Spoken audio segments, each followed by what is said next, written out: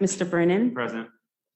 Mr. Rickman, Here. Mr. McDowell, Yes. Mr. Duval, Mr. Vine. Here.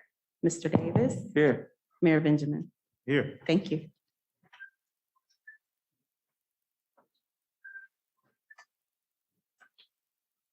From join me for the Pledge of Allegiance.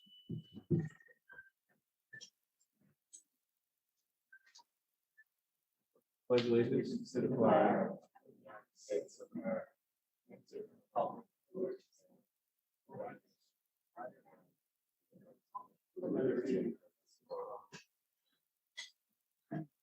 McDowell, you give us a word, please.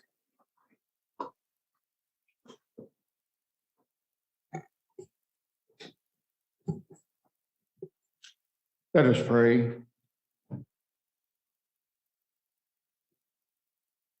Gracious and kind Father, for your benevolent love, for grace that covers each of us individually and collectively.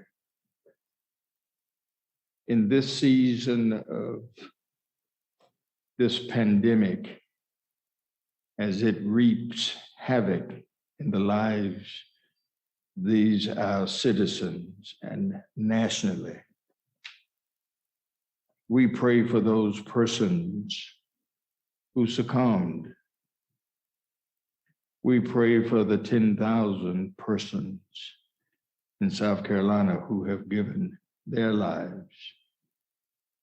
We pray for a discerning spirit so that as we move forward, we not only capture and conquer this pandemic, not alone, but with your grace and with your mercy. Touch us individually and collectively, allowing us to sense your anointing presence. Lord, we need you. And we need you more now than we've ever needed you before. Bless us all. Amen. Amen. Amen.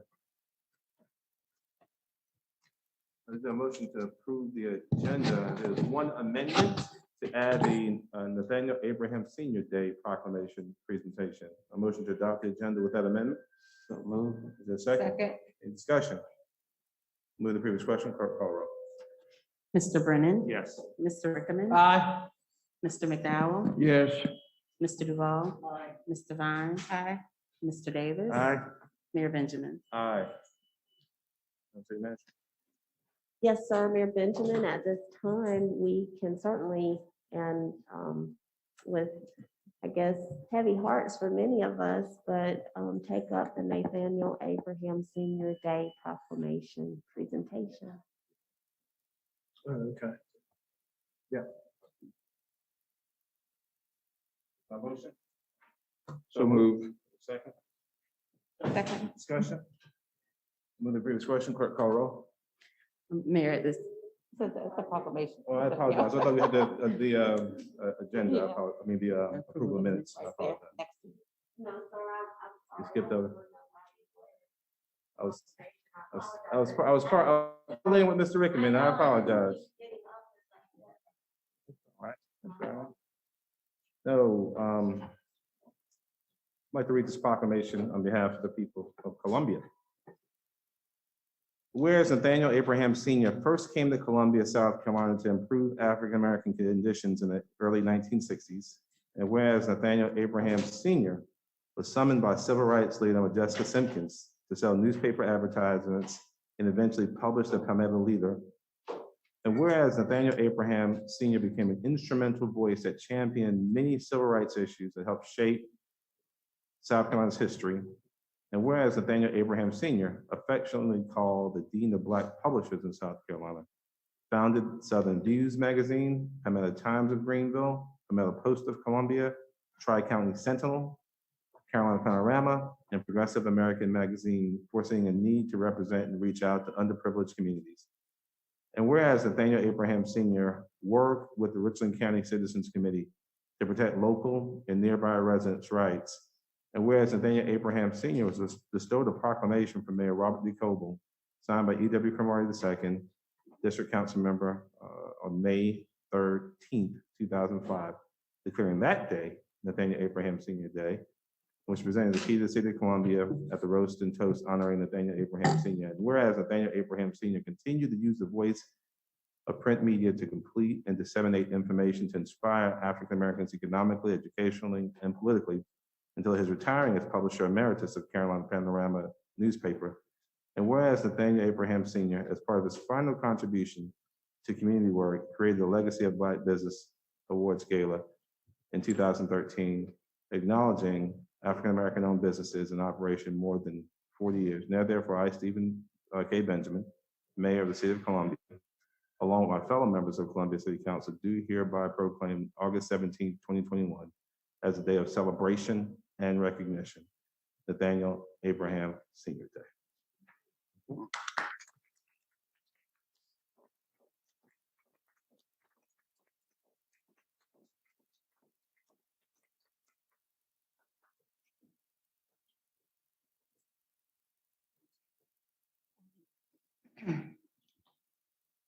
Obviously, this is a little bit hard. But of course, we want to say, I'm sorry, I am Tanita Abraham, the youngest daughter of Nathaniel Abraham Senior. He lived his latter years with me in Fort Mill, South Carolina. So of course, as we've traveled, myself and my son, to accept this, we greatly appreciate it. And of course, just a couple of words of thankful. I just want to say we can't begin to say that we can speak as eloquently as my father, or even partially fill his shoes. And we acknowledge that. But I do know that in everything that he fought for and everything that he stood for, right now he's smiling and he is pleased, and so are we. So, but we are saddened by our loss and the loss for the community. We know, and you know, that it is a life well lived and a job well done. So we thank you again to each of you for recognizing all that he attempted to do to assist his fellow man. And please know that although we're saddened, we will definitely do our very best to continue and to build on his legacy. Thank you.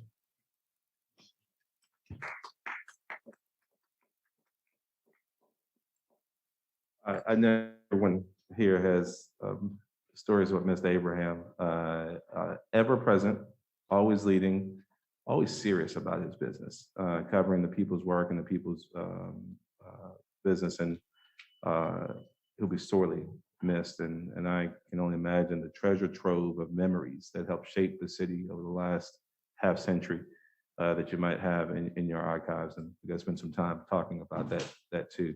I'm gonna present this.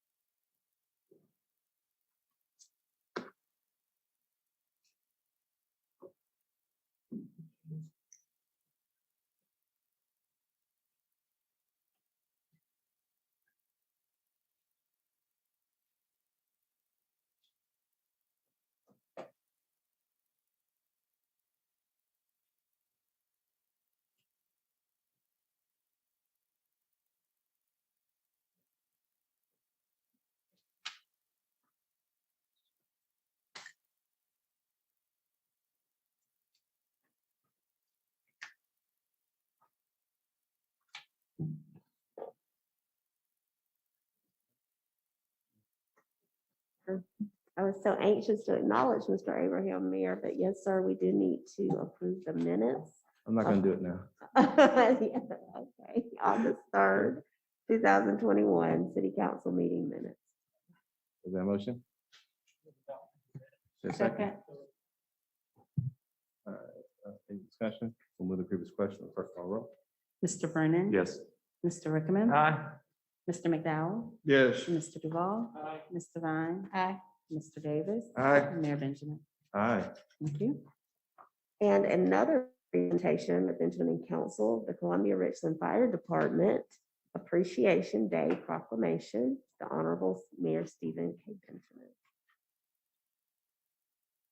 I was waiting for the timing. Usually when you do that, a fire truck comes racing by, heading to an emergency, perfectly timed by Chief Jenkins. He missed his cue. He missed his cue. It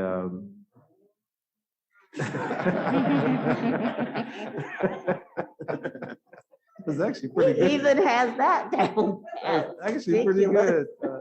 He's been practicing. Yeah, that was actually pretty good, Aubrey, pretty good.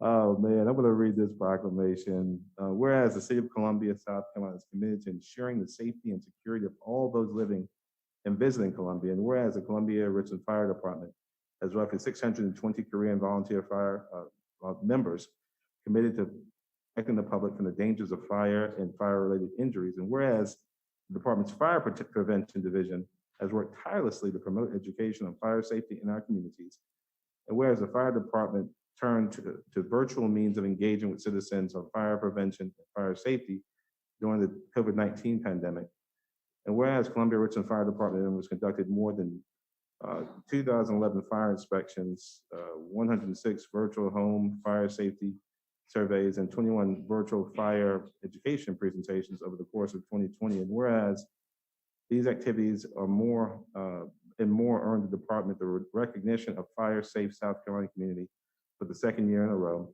And whereas that designation came from Fire Safe South Carolina, which promotes risk reduction programs in fire departments to prevent fire-related injuries in our state.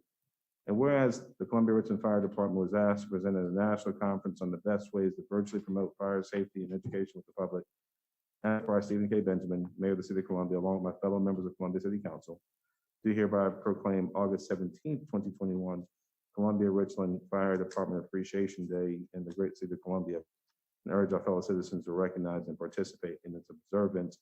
We know that this one sheet of paper, we couldn't begin to encapsulate all the work that you and the men and women of the Columbia Richland Fire Department do time and time again. We've leaned on you, even in some very non-traditional responsibilities, and time again, you stepped up and just made it happen. So it's a brief opportunity to say how much we appreciate you and thank you for your service, Chief.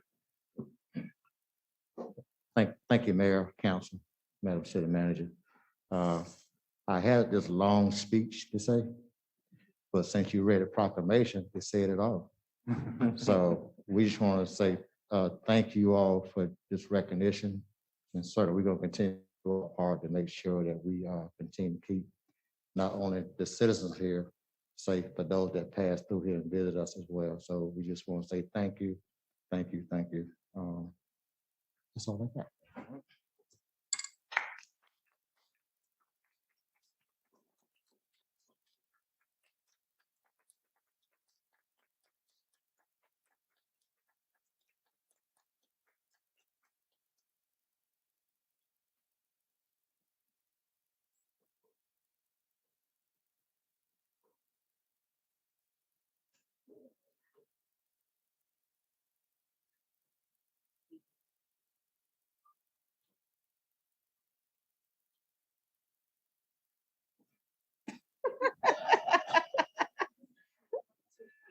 Oh, one will be good.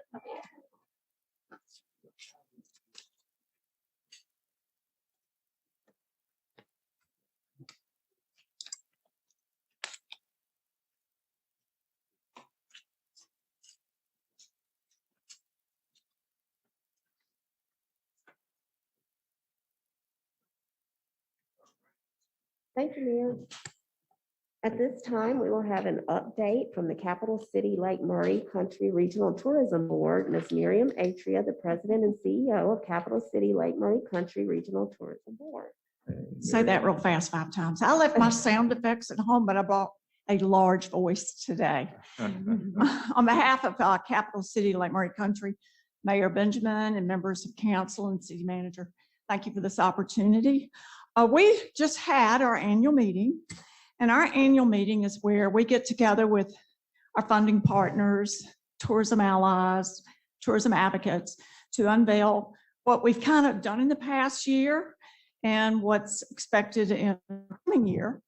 And so we brought you some real updates today on how our regional tourism organization has been marketing the four-county region in the last year. In the last 4 months of our fiscal year, thanks to our special events director, Vicki Davis, who is with us today, we hosted 5 major national tournament events in 4 months. All of these events brought national TV exposure, which included our tourism ad to this region.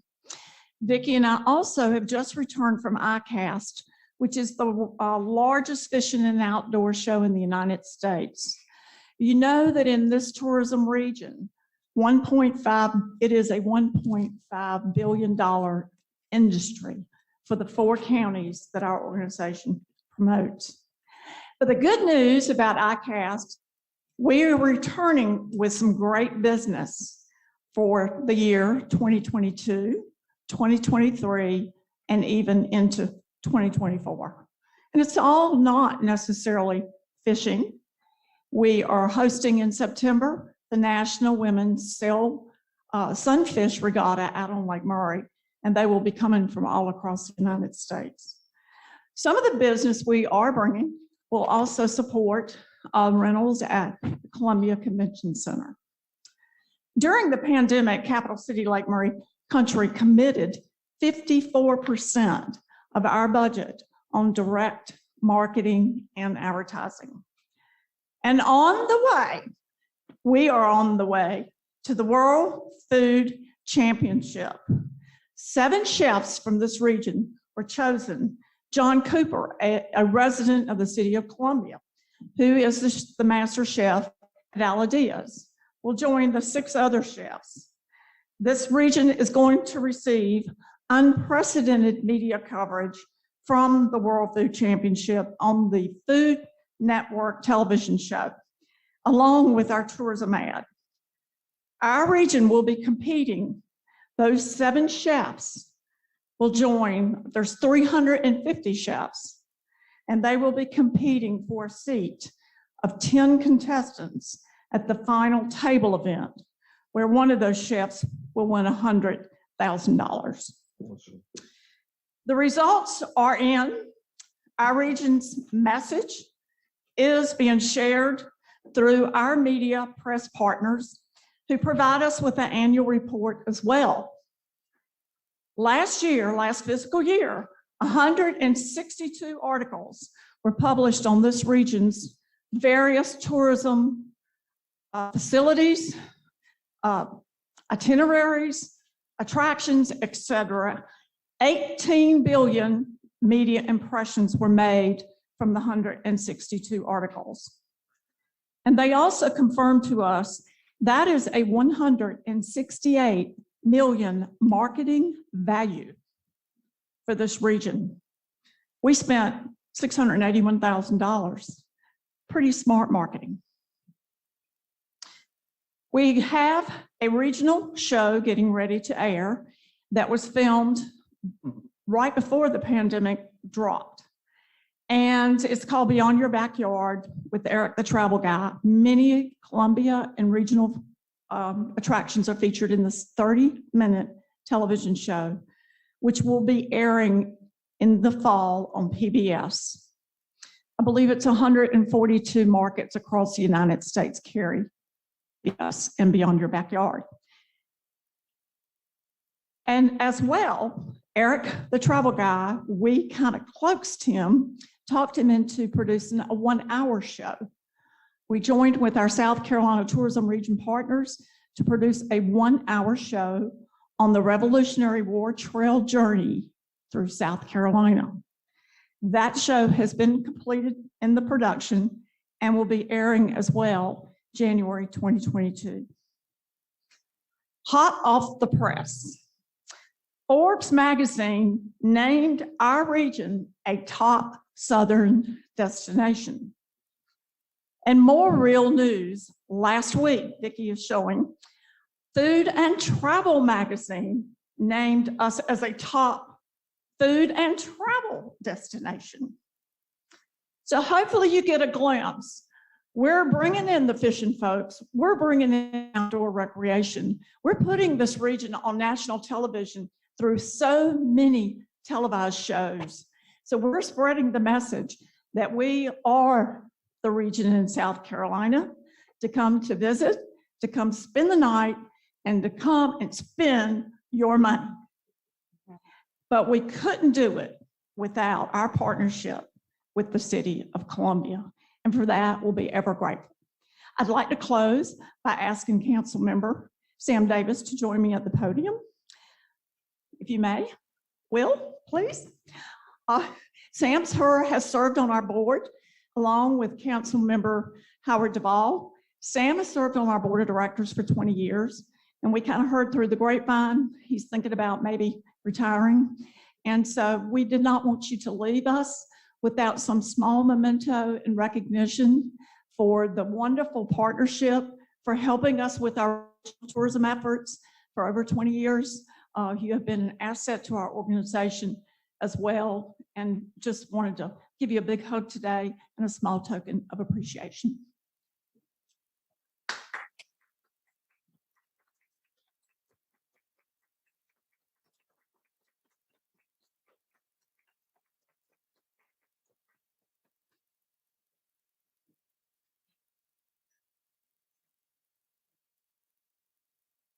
Yeah. Again, thank you. Good. Is it true that Sam Davis caught the largest fish in Lake Murray? That is a fact.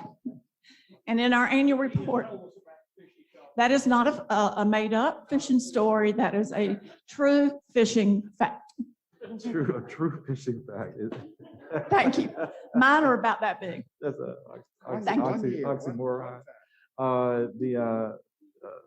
Mayor, no, thank you so much. I mean, your presentations always capture all the great substance of the work that you've been doing. And you're right, the exponential value to the quality of life in the Midlands has been amazing. So you gotta get somebody else to guard the door. I guess Howard has to do it now because this guy right here, he would, Sam would make sure no one ever mess with your budget. I'm sure Howard would do just as great a job. So thank you. Thank you, you and your team. All right. Mayor Benjamin, if you all are ready, we can move into a period of city council discussion and action. Let's go ahead and, item 4. Yes, Let's sir. go ahead, Director Tinsley. Okay, sure. At this time, we'll ask Mr. Harry Tinsley, Emergency Management Director, to come forward for a COVID-19 situational report.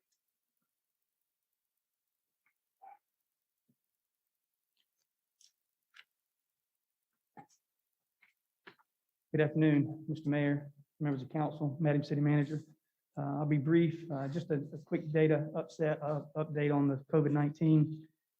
So as of, according to CDC, 7-day moving average for daily COVID-19 cases has increased 18.4% from the previous week.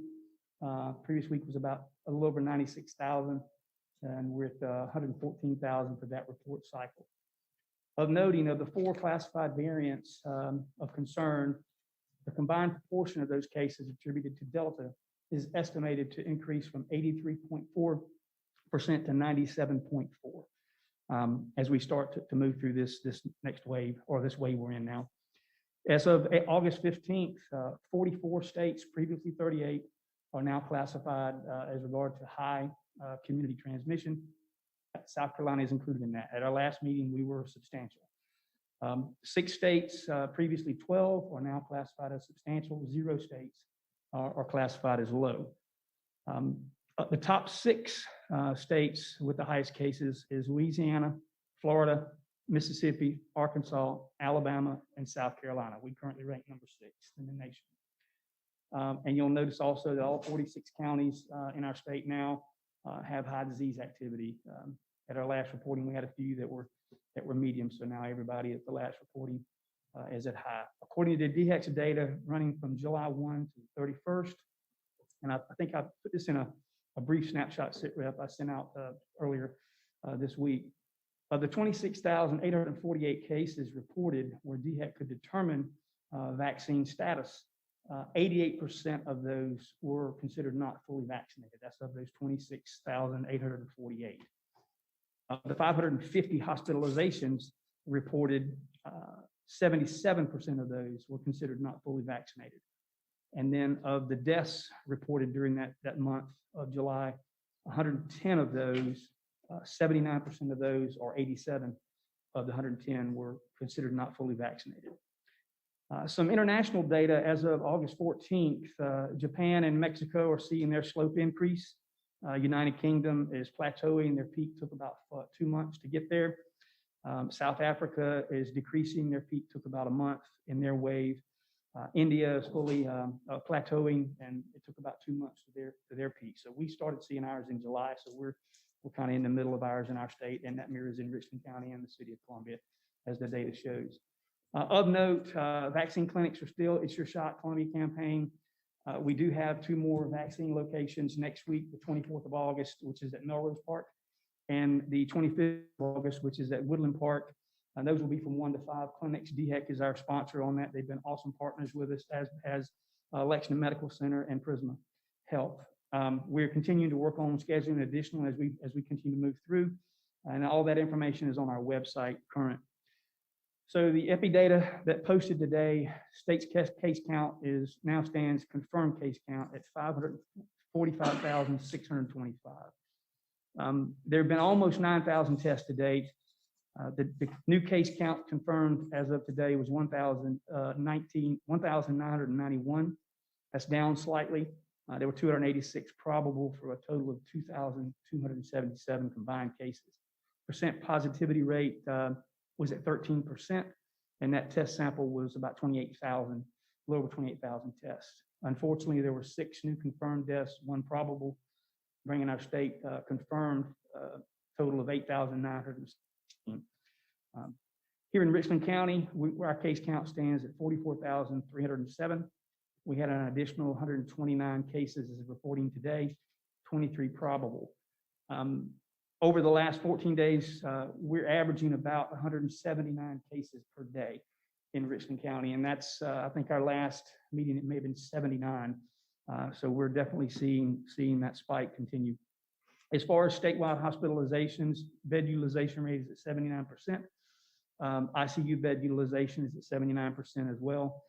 The number that came out today was there are 1,718 patients currently hospitalized to confirmed or suspected COVID-19, due to confirmed or suspected. You'll notice 2 weeks ago when we met, I think the number was 729. So we're continuing to go up with the hospitalizations. In Richland County, our hospital bed utilization is 68.9. There are 129 patients hospitalized due to COVID. That's up from 62 from our last. I don't have the Lexington numbers, but I know they were reaching some high rates as of the weekend, last week, and I think they're starting to address that issue. As far as DHEC reports, there have been over 4.3 million doses of COVID-19 administered in our state. 57.7%, or a little over 203,000 residents in Richland County have received at least 1 dose.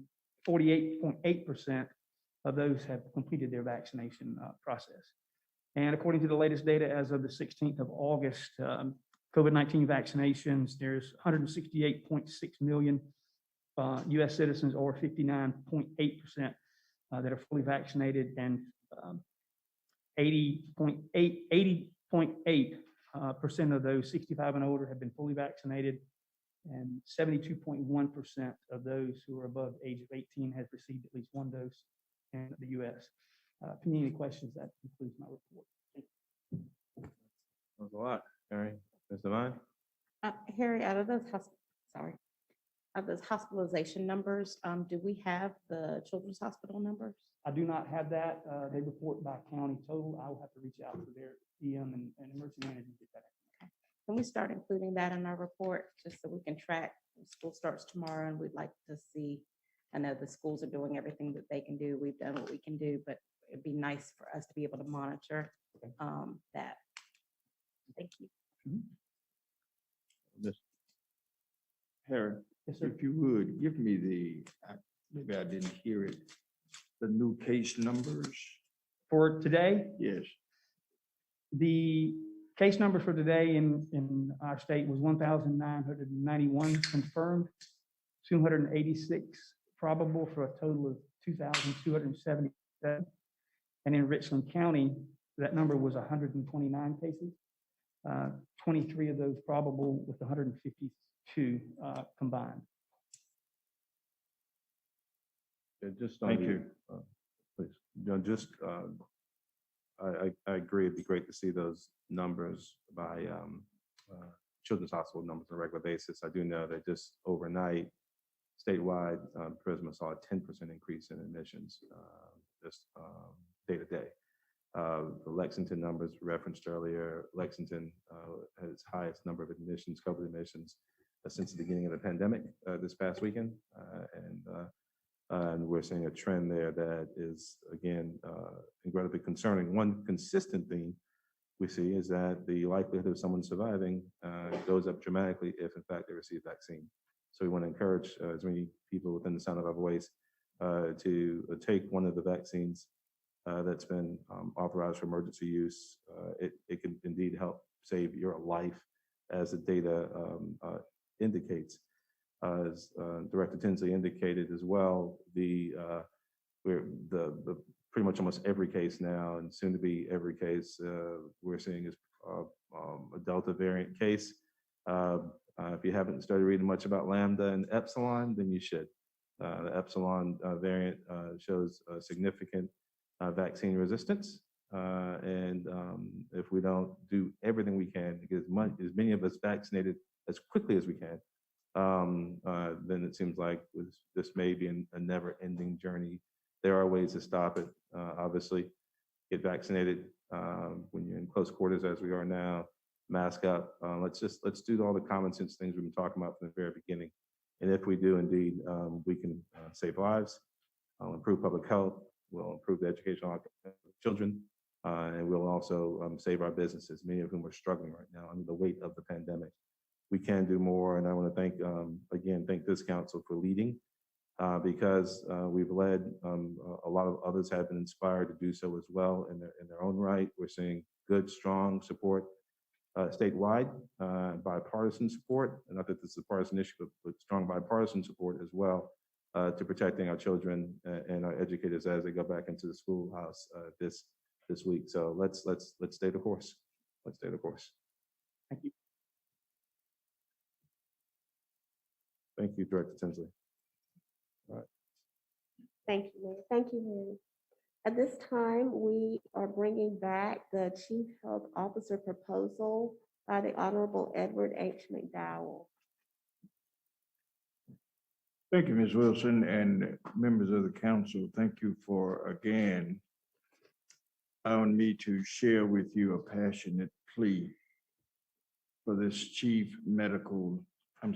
health officer slot. Harry, you made whatever I wanted to say today, you've done that. You've said it simply. You've given us enough information to simply say, we need to do this. As you know, there are 10,000 deaths in South Carolina related to COVID. Children are continuing to be diagnosed with COVID. There's the pandemic of diabetes that we have not talked about. There's the pandemic of cancer, the pandemic of HIV, the pandemic of obesity, sickle cell, continuing to ravish the lives of people. We hear the Delta variant, the Epsilon variant, and of course, the Lambda variant. I hope we don't get to the point where we execute or have to execute a name for every one of the Greek alphabets. It is time for us to move forward. And in so moving forward, if our city is going to be a health haven, we cannot continue to negate the fact that 29203, 29229, and one other zip coded area, particularly 29203 resonates with the highest number of amputees and the highest number of hard issues. How do we get at the crux of this matter? What do? Do we just sit silently by and not do anything? Or do we allow persons with expertise to step forward and to help persons in those areas? Of course, there are several other things that we could do as a city.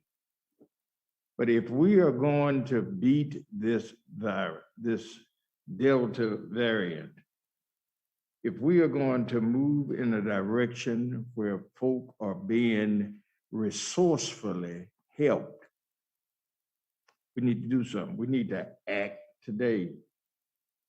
We cannot continue to sit and not do anything. Persons are dying. That's a reality. That's not fictional at all. Persons are dying. What do?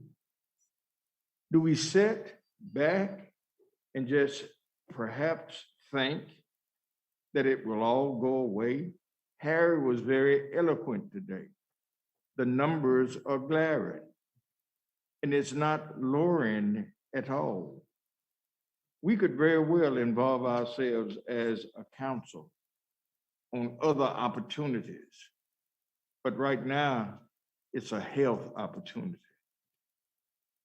Whether you live or die, whether resources are available and a resource person is available. It saddens me when I talk to a family who just admitted a child to ICU. It saddens me. I have children. You have children. And I must admit to you with all the passion that is within me, I'm scared. So I made my way to DHEC this morning, early this morning, to get tested again. I've had my shots. But supposing there are persons in your community that have no earthly idea, who do you call? Who do you call? Who are you able to touch bases with? Who are you able to converse with in not a medical, I guess a medical way, what their particular malady is and what is needed for healing? This is not, and I want to say this quite poignantly, this is not political at all. This is about saving our city. There are other municipalities in these United States that have health officers. You have Atlanta, Baltimore, Miami, all of the other cities, of course, that have these persons in place. We've never had this conversation in chamber. We've never had this conversation around this table. Is it going to be time for us to step up and make health a priority? And if we don't make it a priority, we're going to find ourselves in a quagmire. Folk are going to continue to die, be diagnosed. Our children are at risk. They are at risk. What are we going to do? It's beyond me at this point to say anything more than to say, Harry, you took my thunder today, because all of what you said today is factual, inclusive, and we ought to be able to do something. So, Mr. Mayor, Yes, sir. what I'd like to propose, if you'd allow me, is that we transfer this to the administrative committee, continued conversation. I've had a preliminary talk with members of our staff. I'd like to transfer this to the administrative committee. And within the parameter of 2 to 3 weeks, that we bring with additional materials to be added in that conversation back to the council for a vote. Okay, it's the, oh, yes, Mr. Duval. Is your mic on here, Howard? Is your mic on?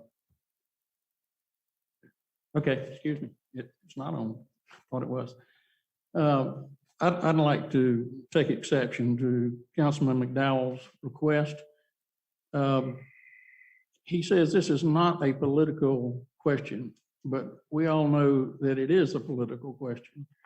One of the candidates in this mayor's race has run on this, and I received an email called irresponsible and dangerous yesterday where he criticizes one of our colleagues for objecting to it. And I'm not sure if I object to the position of a health officer as much as I object to it being interjected into the city council debates before the people vote in November. I have told many people in the last couple of years that I think that the group of people we have representing the city of Columbia at the present time and our staff is one of the best councils I've ever sat on. It is representative of lots of diverse opinions. We debate, we come to decisions, and we move on. And our staff has been wonderful too. But the position of chief health officer has been promoted by a candidate that's running for mayor. It is being debated in the many forums that are coming to the city of Columbia about the mayor's election. And I think we should at least wait until the new council is sworn in January to see if this has public support and political support on the 7-member council. We're going to have at least 3 new members of this council coming up in January, maybe 4. And I think that we need to hold this debate. I don't mind referring it to the administrative committee, but I don't think our staff should spend a lot of time doing research. I can tell Councilman McDowell that if he researches South Carolina, he will not find a city in South Carolina with a chief medical officer because that is a county responsibility.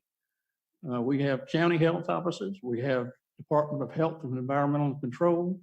We have Chief Tinsley and his staff that work with us, and I'm not sure what more we could do in the COVID fight with the chief medical officer than we are doing presently with our staff and the hard work that the staff and Councilman McDowell and his committee got 2,000 people vaccinated. That's what we need to be doing, is getting people vaccinated, not debating whether or not we need another position in the city government. So I would respectfully ask that this be held until we have the election. Let it be voted on by the people. Let the candidates, 2 of which are on this panel right now, this council right now, debate it in public and see who the public elects. And when they get sworn in January, then we can have a fresh look at it based on public sentiment expressed in the next election. Thank you, Mr. Duval. Mr. Mayor, Yes, sir, Mr. McDowell. Mr. Duval, I disagree with your political stance on that. I think that is totally incorrect. You raised the issue about this being a political stance for me. It's a health stance for me and several thousands of other folks. You raised the issue about this being political and having to wait until election. Folk are dying, Howard. Do you know that? Folk are dying. They aren't they've got to wait until someone is elected, whomever that person is. You've made political statements around this table referencing 2 months ago. So let's not make this political. You've made it political by wanting to push this off, not make it doable. Folk are dying, man. And if you don't recognize that, there are persons, other folk around this table that have recognized that it's not only COVID-19, but it's also diabetes. It's also cancer. So I totally disagree with that we've got to wait until November 5th, November 2nd for something to happen. You also support the candidate of your choice, right or wrong. Yes, sir. You support, and several other folk around on this DA support their candidate. That's your choice. But it's not a choice for me to just sit idly by because one person decides or brings up the whole notion of a chief medical officer. Again, folk are dying, and if you wait until November 2nd, folk are going to continue to die. And Harry is going to see those numbers escalate. Thank you, Mr. McDowell. Yes, sir. Did you, Mr. Rickman and Ms. Devine? Well, since nobody on this council is coming out from me, I'm gonna go ahead and speak. I think that's a fair statement. Mr. McDowell, I appreciate you bringing forth some of the issues because they are priorities that need to be addressed. But one of the things I've discovered is since this discussion has come forth is that we haven't reached out to the agencies here and engage the folks who can do things today. And I think that's our first step. And I think if this goes to committee, you need to make sure those folks are at the table because between DHEC, the School of Medicine, the medical school, public health, and the 1,700 providers who provide home health that's covered through various between insurance, Medicare, and Medicaid, there is opportunities to make sure that we get the help that folks need, the advice that they need, the services they need. It can be telemedicine, it can be home visits.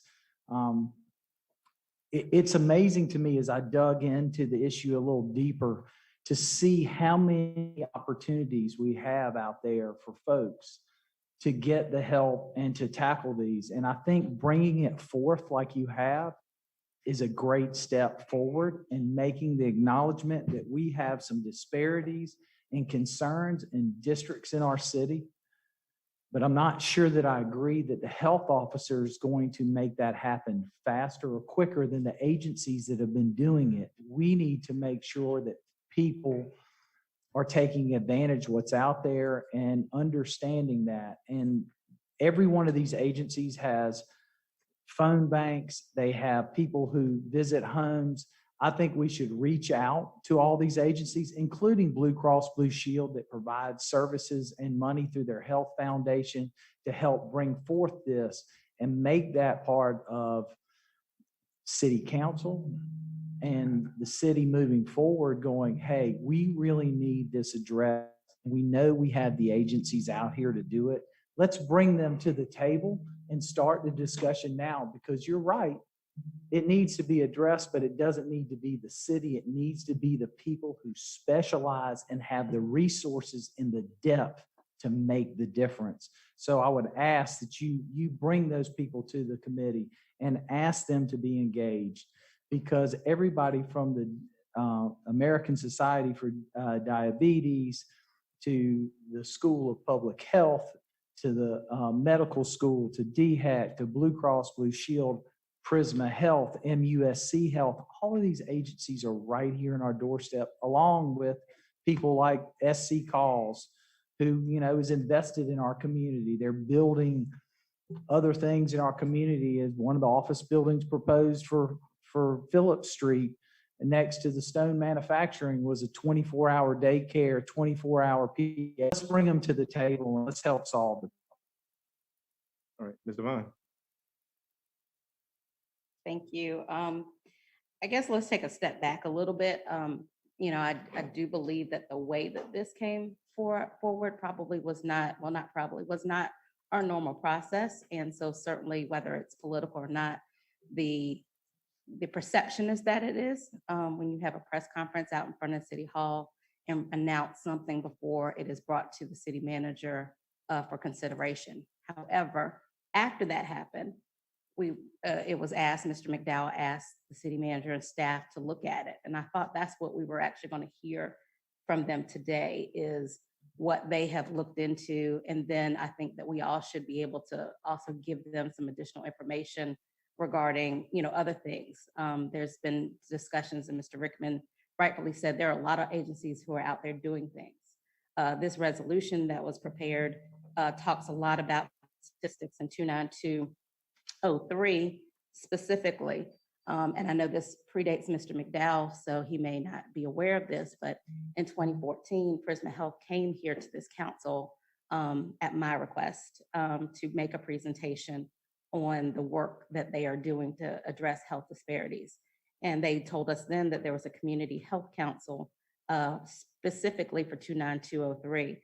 I wanted to verify that that is still happening. So I text them, and that is still happening. It is actually revamped into Rise Up Richland. And they have DHEC, they have the school districts, they have mental health providers, all of them at the table in this Rise Up Richland. And so I would ask if our staff has not reached out and talked to them about what they're doing, what are they doing, and that be part of the report. I have no objection to it going to a committee. That's the way we do things. Let a committee evaluate it and look at it. But I think that we have to actually look at the data and figure out who is doing what. I don't know if there's anything additional that we have the ability or authority to do as it relates to COVID-19 at this point. But if there is, I think that each of us individually and collectively have been out there advocating for more information, more access. So if there's something specific, Councilman McDowell, and then the other thing I'd like to hear from the city manager is he's talking about the timeliness of this. If this is a budgetary requirement, would that be somebody that's hired immediately, as Councilman McDowell is discussing? So I would like to hear from staff on what information they have already pulled together. What additional information do they feel needs to be put together? And then before it gets to the committee, let us have an opportunity to provide additional information based on the resources that we know. Some of us are very active in the healthcare field in this community, and we know who is doing what. And I think all of those players need to be at the table. If we want to address something, it doesn't always have to be the city saying we're doing it. It is working together with our partners to actually make sure we're impacting our community. So I would like us to take that approach. And Mr. McDowell, if you would consider that, also bringing forward other people who need to be part of this discussion. But Ms. Wilson, I'd like to hear, have you guys, I think last week last meeting, you mentioned y'all had done some work. Where's that information? I can speak to it, or Reverend McDowell can, but yes, we presented the information to Reverend McDowell that we put together so far. So Well, I would like you to present it to us. Okay, well, I think I think the plan was to present it Yeah. at committee. exactly. So I can present it now briefly. I don't necessarily think this is probably the format to go into any depth about it, but I can certainly tell you the initial information. I think the goal after we met this evening, we presented it to him first, being that it was his request, as I would do with any of you when you make an initial request to me. He came up with wanting to come here today and talk to you all about moving it forward in a committee process. And I can tell you just about everything you've said, particularly Mr. Rickman and Mr. Vine, the research would show thus far that it is and should be a collaborative effort with the different agencies that we have at our disposal here in the Midlands. We certainly did do a pretty thorough review of what a chief health officer, which is very different from a chief medical officer. So I've heard that term being interspersed together. This is not someone who is a doctor, necessarily medical doctor in a hospital system. This is someone who is very much so knowledgeable about disparities, public health, et cetera, as you've described. When those particular I guess, municipalities or cities in our country have those type positions in place, they're typically the cities where the health department itself reports up in that chain of government, which is not the way we're structured in Columbia. However, we do have DHEC and we do have wonderful hospital systems and, medical school and a university that has a public health department that we can certainly, as we talked to Reverend McDowell about, bring all of those different entities together, potentially as some type of committee of the city to work with you all and focus and drill down into particular zip codes where you're seeing underserved communities and health disparities in particular. So that is what we left the conversation with. And I think Reverend McDowell was hoping from our discussion, and I'm not going to take credit for it because Ms. Benjamin and Ms. Ashley Jenkins Wood, who's the program manager in my office, have done thorough research. As many of you know, Ashley is working on her master's in public administration, and she was able to even work with some of her colleagues, young colleagues, I will add, who are already working in these fields with public health to bring a lot of good research. So we have it. We have some great recommendations. We have 2 options, but again, to your point, Ms. Devine, I mean, we're just doing the research and happy to do it. The council would ultimately need to give through the committee process and the ability to see some of these recommendations, what you feel would be the best direction to go. And no, it would not be this budget year. From my perspective, it would be going through the process, what you want to do. And even if it was a position, it certainly wouldn't be during this current budget cycle we're in, because no, we haven't budgeted for anything like that. But at the end of the day, I think the research would show that there is a way to probably address what all of you are saying, but in a very collaborative way with other entities in the Midlands. Can I, if it goes to the committee? Can I follow up on? Ms. Devine finished and Thank Mr. McDowell wrap up, and I'm gonna make some final comments, so we're gonna move on. Thank you. I would just again suggest Rise Up Richland is someone who is currently working specifically in 29203. If that's not part of your research, I would suggest that reach out to them, as well as I know that Jocelyn Walters Brannon at DHEC is working specifically with environmental justice as a to help with disparities within our community, and they are actually have a grant and are doing a lot of work. So I think that we need to cast a wide net to understand who is doing what. I do think, Mr. McDowell, that the city is uniquely positioned to be the leader and bring people together that might be working in silos and bring that together for the collective good of our constituency. But I would just suggest that before the committee starts discussing it, having this additional information might be just fruitful to understand who's doing what and then also identify if there are any gaps. Thank you. Mr. McDowell, that's another hand. Ms. McDowell, please. Yes. Thank you, Ms. Wilson. Look, it's obvious to me that this resolution has gone through the normal processes. Is that correct, Ms. Wilson? Well, I think, yes, sir, it's been brought to the attention of your colleagues. I mean, you all certainly haven't taken it up for action. We're talking about variance now. Rise Up Richland. I commend the program. Folk are dying now. What's the solution right now? What's the solution right now? What I'm proposing, I had a real good conversation with our chief of staff and with Ms. Jenkins. There are models out there that we could frame this work in. Daniel, I think you're absolutely right. One of the models, of course, comes out of Louisiana, where it's called Healthy Cities.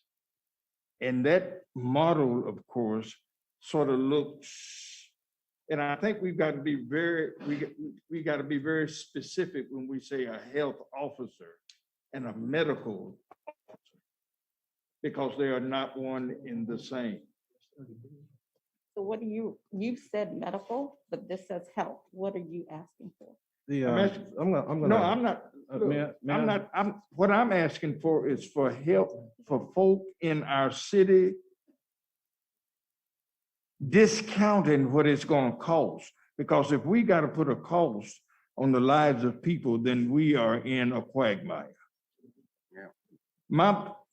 My particular position is simply this, Daniel, and I think you're absolutely right.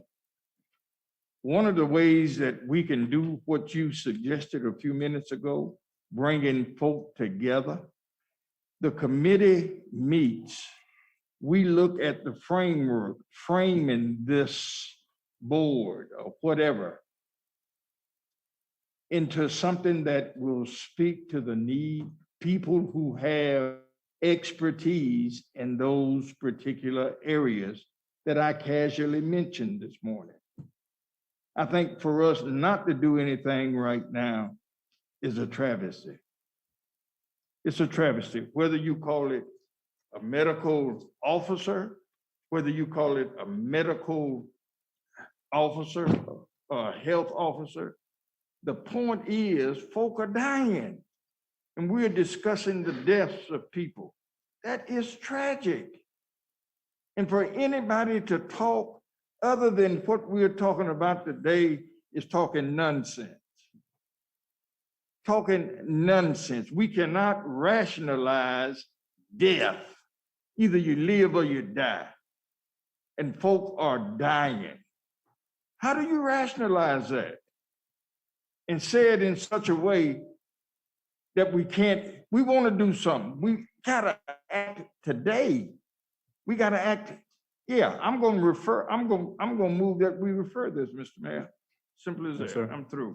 Let's see, Mr. Davis. Silly season, as we call it. I don't have a problem having the city play a major role, if not the key role, the point role in taking care of or making sure that the health of our citizens is top notch, number one. Number two, Daniel's right.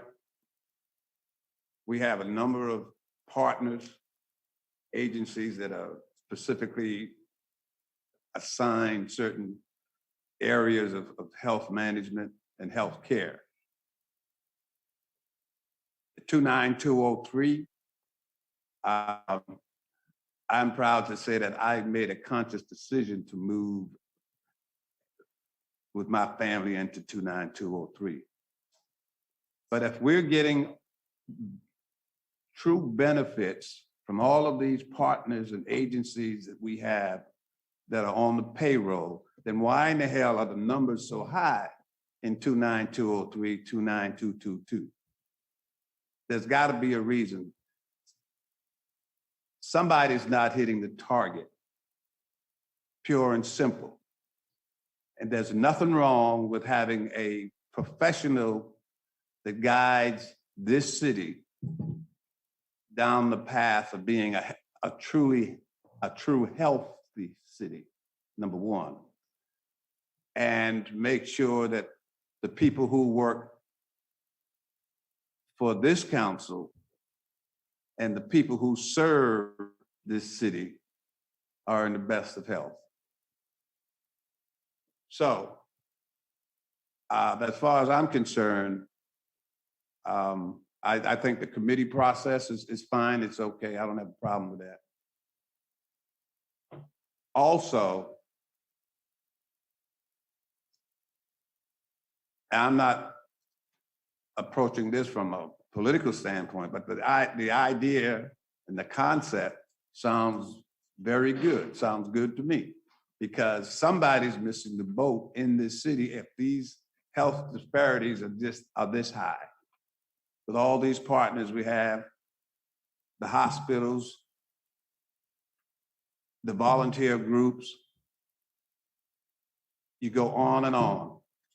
So there may be a justification for not going down that path. I don't see it. And so,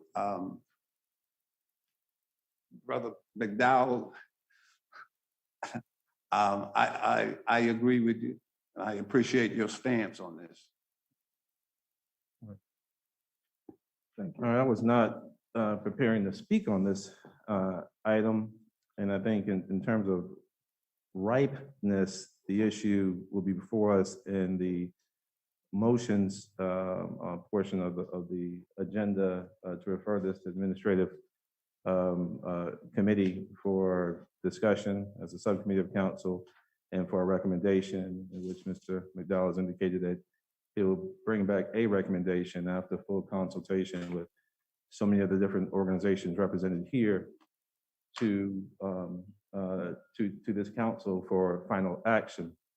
There's been a lot said, and a lot of it that I think completely unrelated to the issue before us, but some of it that seems to be presented as mutually exclusive options that are not mutually exclusive options. A couple of things I just want to make sure it's clear. The two paths we have before us on this specific item, under our state statute, the city manager has the authority to establish departments and staff positions. This council can decide that they will vote on the spirit of this and direct the city manager to move forward with the council's will as the chief health officer. There's also obviously the authority under state law for a city to establish its own health commission. That is our authority under state law. Save some folks some research time. I think it's state code section 44.3.10. If in fact that were the option, I just want to make a couple of thoughts that I think are important to make, and then we'll take this back up at the time it's appropriate. We've never hesitated to be the tip of the spear. The fact that there's no position like this in South Carolina doesn't matter. There have been a number of laws that have been ripe for need in South Carolina, and the city of Columbia has never hesitated to be the tip of the spear to set the stage. We've seen that just in the past 2 weeks alone. We should never hesitate when it's right, when it's in the interest of the life, health, and safety of our citizens to act. Because there's no one else doesn't mean we can't do it. We obviously have the authority under state law to maintain a board of health that will have operational responsibilities that would feed up into DHEC. Maybe in the age in which we're living, it's time for that. It's time for that as we work through some of the challenges, the chronic illnesses that are faced across the city, not just in 29203, but certainly as we work our way through this pandemic. We have been, as a society, not as a city or state, fairly reactive as it relates to the pandemic. And the opportunity to be more proactive, it's not a bad idea. I think we're talking about, if you want legal expertise, you hire a chief legal officer. You want a law enforcement expertise, you hire a doggone good chief of police, or even project management expertise. We hire good people for that too. So I think that's all up for discussion, but those are our two paths. At some point after discussion by the committee, that comes to the city manager with the support of a majority of council, or if there's an alternate path of some type of a commission department, then that's our option. I will say this, and I'm going to wrap up my comments, and then unless there's more to be said, I think we go to the motions section at the end of the agenda, and we'll take this back up then when it is right.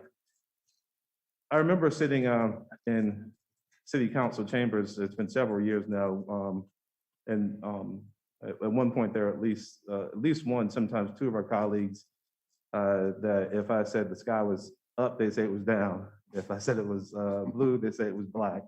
If I said it was left, they said it was right. I am smart enough and honest enough to know that sometimes I was wrong and sometimes I was right.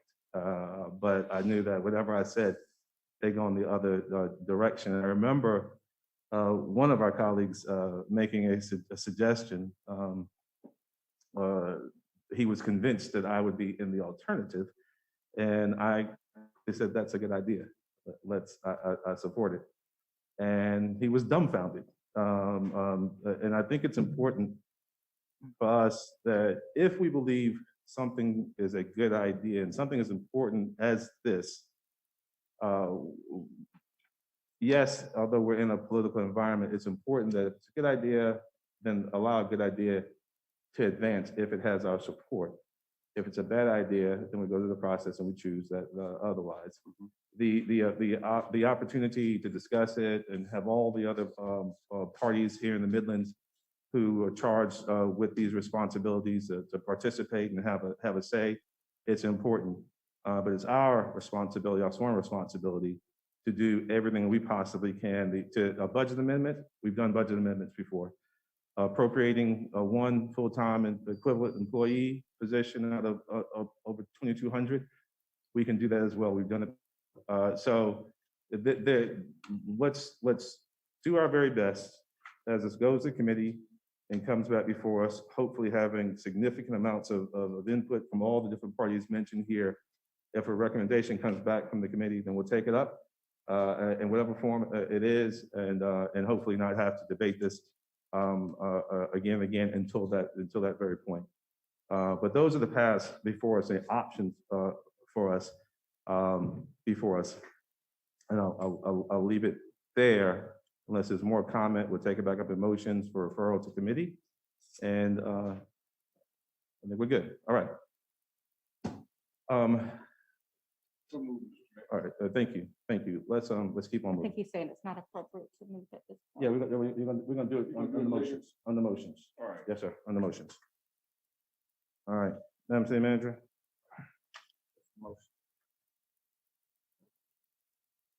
And another committee that has been proposed by you all, the Tax Study Ad Hoc Committee, the Honorable Daniel J. Rickman. I wasn't expecting it to be under discussion because we've already taken action as a council, and we all had put together a subcommittee that was supposed to be put to take 3 different economists, one from all of us to choose to move forward. I just wanted to get us to go ahead and let that committee do their job because it is pertinent. We need to have this discussion. We need that committee to get operating if we're going to be competitive in the restructuring that's going on in the U.S. I had 3 institutional lenders and developers in town this week looking around our city.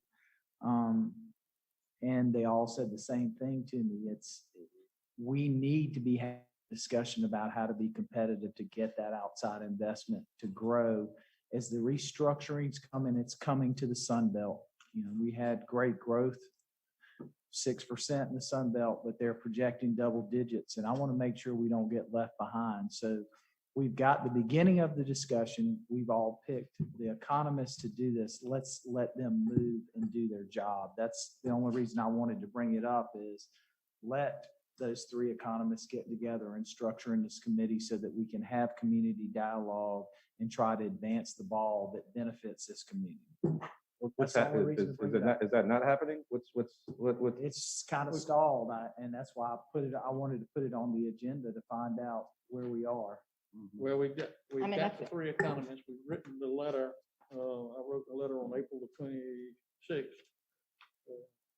Mr. Rickman responded that he hadn't got it on May the 25th, and I wrote it on May the 25th, and so he has read the letter now, and if the will of the council is for us to go ahead and schedule that, I'll get with the clerk and we'll schedule the 3 economists to come in and make a presentation.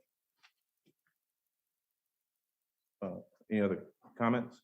We'll take care of it. Okay. I'm not even sure whose bailiwick that's in. Who's that even rests with? I will let the record reflect that we've had 12 years of no tax increases in the city of Columbia. We reduced property taxes by 8 mills. And I know Mr. Palin is watching us online. He'll probably text me as soon as I'm done talking. But 10 of the last 12 years or so, we've had a budget surplus. TFOA Award of Excellence, 6, 7 years running, increasing investment in public safety significantly by double digits, good 21st century safety, fully restored our city's reserve fund, which was damaged during the pandemic. And we've done this all while walking and chewing gum at the same time. If you haven't driven around Main Street, Lady Street, Bull Street, Assembly Street, and seen the construction that's going on in the city right now, we're moving forward post haste. There's a lot of good stuff going on right now. We've done that while also investing about, what's the magic number, Clint? How much have we done in infrastructure investment the last few years? 700, $750 million in infrastructure investment as well. So we got a story to tell. And when I tell that to institutional investors, and I tell that to bankers, and I tell that to folks from Wall Street to Main Street, they're pretty doggone happy about it. So whoever, if it's Howard or Teresa, whoever's got to get this together to tell us how we can do better, what we need to be doing. I'm interested in hearing the report as it relates to the county and school districts and state policy and everything else.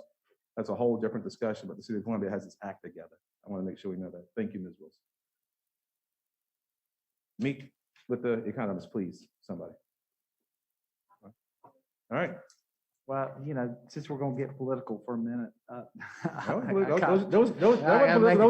Those just facts. I just, As my I children want would to say those that just facts. what a lot of us had to do in 2008 and 7 to make decisions so that in 2010, there was a reserve account and there was an opportunity to grow. I think, you know, we need to acknowledge what some of us on this council had to do to make hard decisions and to get the city right. You know, this isn't about the city. This is about our community and the future growth. And yes, we've had growth, but we've had limited growth. We got communities outpacing us. All I want to do is make sure that we have the information so that this council, as the mayor said earlier, can do what it does best, which is debate and try to move policies forward that will benefit us in the long run. Because we have opportunities and the world's changing and we need to be prepared. I think that's the purpose of the committee. And I just want to make sure that we understand that. I appreciate that, Mr. Rickman, with all due respect. However, it's important. You referenced 08, 09, and 10. It's one of the reasons I chose to run for mayor is because we couldn't close our books for 2 years.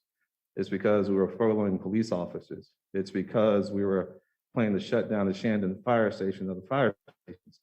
The decisions were made then, and we wouldn't invest in infrastructure. That $750 million was as a result of a consent decree that because we wouldn't make the investments that we needed to make. So it's important that the decision to put us in the position where we are now have been decidedly the decisions made over the last 12 years. And obviously I don't plan to engage in that debate over the next several months. I'll let the four of you have that discussion. But every time it's raised, if I'm in the room where someone asks my opinion, I'm going to share my opinion. And obviously we all know we all have opinions, right? All right.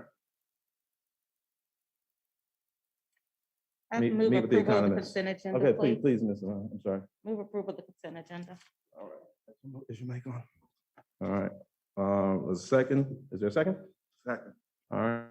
Approve the consent agenda items 7 through 27. Any discussion? With the previous question, call a roll. Mr. Brennan. Yes. Mr. Rickerman. Aye. Mr. McDowell. Yes. Mr. Duval. Aye. Mr. Vine. Aye. Mr. Davis. Aye. Mayor Benjamin. Aye. Thank you. Mayor Benjamin and council, for the ordinances, first reading, the first one being item 28, I would need a motion to amend the not exceeding amount to $31 million. And then if you could allow me to read this item into the record. Which item is that again? Item 28. Who's, you, you, 28. who's gonna read it in? You want me to read it in? Okay, I go. didn't know if you wanted to amend and then I would read it in, Mr. Mayor. I didn't hear that. You go ahead, 31. go ahead and read it in, and then we'll amend, it as such. Read it in as it reads currently? Or you want me to I'll address amend. I the just didn't hear the figure, 31 million? 31 million. Mhm. So I would move to amend ordinance 2021-067 to not to exceed $31 million. Second. Discussion. Read it into the record. Ordinance number 2021-067, fifth supplemental ordinance providing for the issuance and sale of the City of Columbia, South Carolina Special Obligation Refunding Bond Hospitality Fee Pledge Series 2021 in the aggregate principal amount of not exceeding $31 million in order to refund all or a portion of the City of Columbia, South Carolina Special Obligation Bonds Hospitality Fee Pledge Series 2014, authorizing the mayor, the city manager, and assistant city manager for finance and economic services, or any two of them acting together to determine certain matters that to the bond, prescribing the form and details of such bond and other matters relating thereto.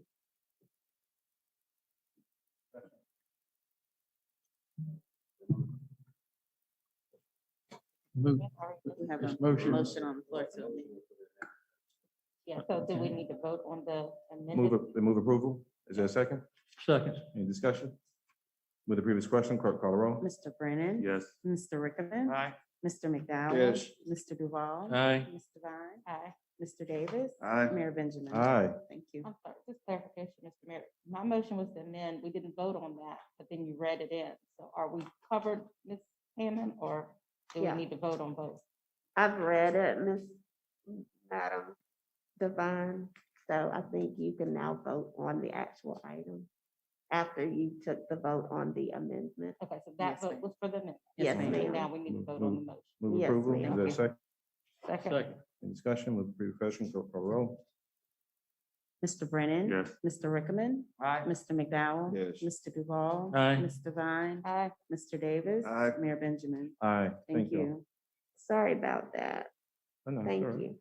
Item 29, ordinance number 2021-072, authorizing the city manager to execute a purchase and sale agreement between the City of Columbia and Latitude 32 Development LLC for the sale of 2221 Divine Street in Richmond County. Is there a motion? Oh. Is there a So motion? moved. Is there a second? Second. Any discussion? Move the previous question, clerk call the roll. Mr. Brennan. Yes. Mr. Rickman. Aye. Mr. McDowell. Yes. Mr. Duval. Aye. Mr. Vine. Aye. Mr. Davis. Aye. Mayor Benjamin. Aye.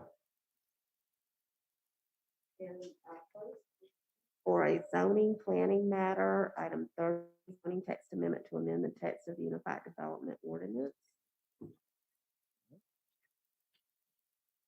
Is there a motion now? We've had the public hearing already, okay? So moved. Is there a second? Second. We've had the public hearing. Chris's head is like.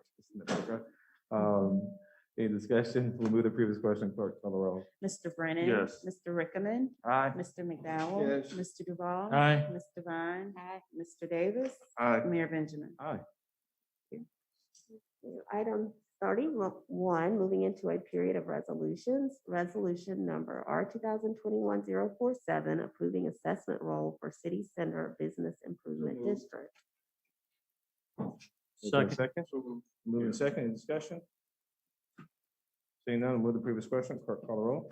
Mr. Brennan. Yes. Mr. Rickman. Aye. Mr. McDowell. Yes. Mr. Duval. Aye. Mr. Vine. Aye. Mr. Davis. Aye. Mayor Benjamin.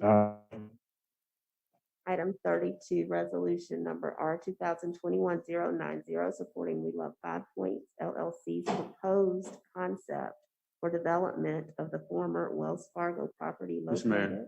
Yes, sir, Mr. So moved. Brennan. Is there- Second. Moving second, any discussion? Seeing none, move to previous question. Clerk call the roll. Mr. Brennan. Yes. Mr. Rickman, Aye. Mr. McDowell. Yes. Mr. Duval. Aye. Mr. Vine, Aye. Mr. Davis. Aye. Mayor Benjamin. Aye. Thank you. Item 33, resolution number R 2021-091, ratifying and authorizing the city manager to execute an agreement between the city of Columbia and the Celia Saxon Shopping Center LLC for the So moved. employee health. Second. Discussion. Seeing none, we'll move to the previous question. Clerk call the roll. Mr. Brennan. Yes. Mr. Rickman, Aye. Mr. McDowell, Yes. Mr. Duval. Aye. Mr. Vine. Aye. Mr. Davis. Aye. Mayor Benjamin. Aye. Item 34, resolution number R 2021-093, certifying 5 building sites as abandoned buildings pursuant to the South Carolina Abandoned Buildings Revitalization Act, Title 12, Chapter 67, Section 1267, Is there a 100. motion? So move. Is there a second? Second. Is there discussion? Mr. Davis? Question. Are we indicating that there have been 5 buildings so designated? No, sir, there Only- This one? these are an additional 5.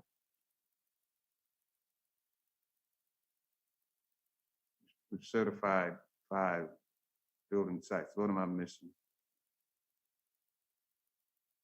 5 sites. Yes, sir.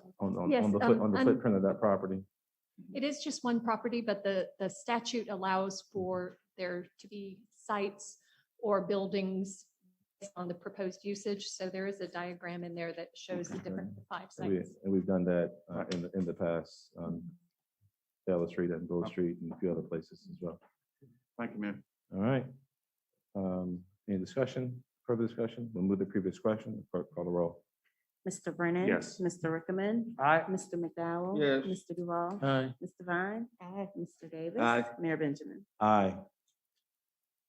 The next 2 resolutions are event resolutions, and the safety plans have been prepared and submitted to the police department for review. Before you go, Teresa, Mr. President, I want to thank you all for being here and for moving forward with this. We're very excited about it and look forward to seeing you next Monday.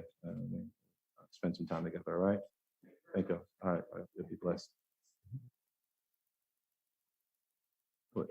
Item 35, resolution number R 2021-080, authorizing consumption of beer and wine only within Boyd Plaza adjacent to the Columbia Museum of Is there a Art. second? Second. Any discussion? Seeing none, we'll move to the previous question. Clerk call the roll. Mr. Brennan. Yes. Mr. Rickman, Aye. Mr. McDowell. Yes. Mr. Duval. Aye. Mr. Vine. Aye. Mr. Davis. Aye. Mayor Benjamin. Aye. Item 36, resolution number R 2021-086, repealing and replacing R 2021-034, authorizing consumption of beer and wine beverages only at the Lifting As We Climb fundraiser on Main Street on Saturday, September the 18th, 2021. Is there a motion? So move. Is there a second? Second. Any discussion? We'll move to the previous question. Clerk call the roll.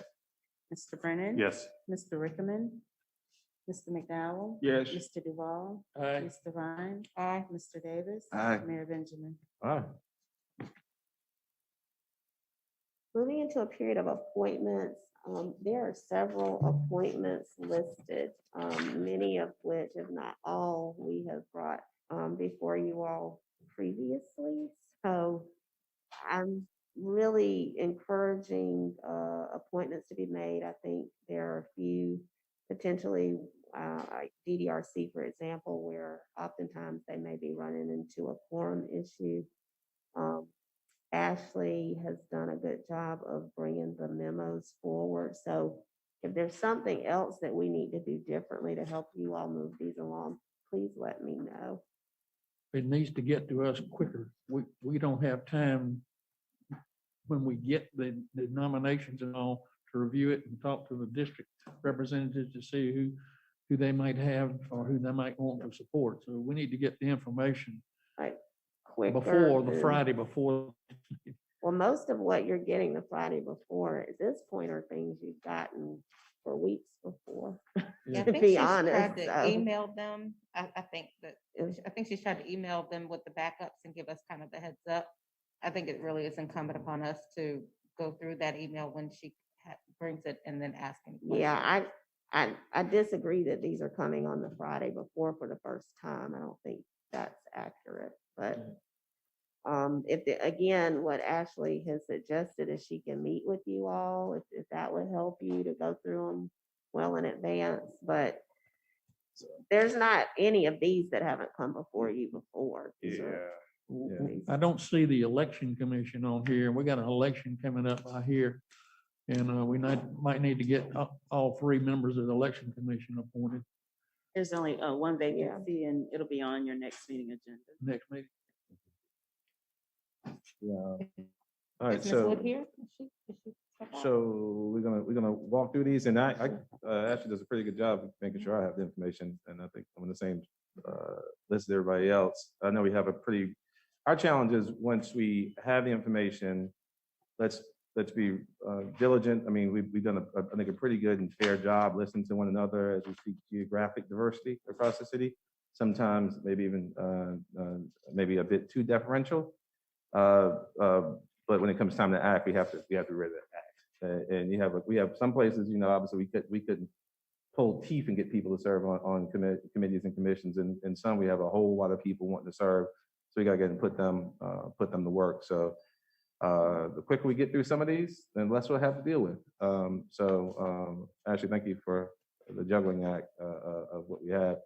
If there's a way to get any additional information to us individually and request, let's do it. We're gonna try to these real quick. Sure, so, And let me ask one more question too. I forget the policy, and the TK's in here too. As it relates to the existing board members that serve their terms, I'm thinking about Mr. Green and the Housing Authority specifically.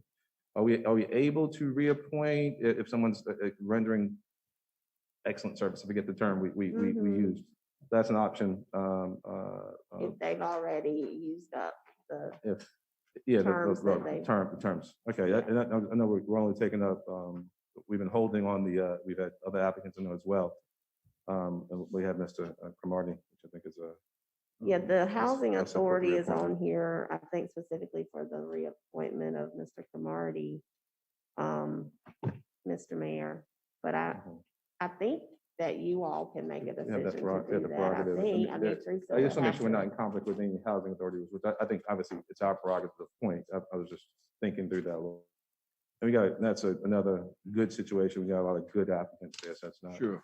So, Mr. Mayor, all right, can we do the Equality Committee Yeah, can we- as a group? Because we don't have a Yes, we don't have number a- that we have to pick for that committee. Let's just put them all on there. And work with the group that's volunteered.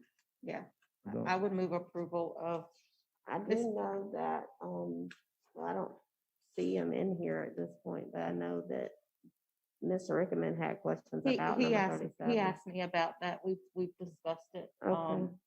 And he was thinking more equality and to diversity of African Americans, Hispanics. Explained to him this We can- committee We is can put whoever he specific, wants so- on there too.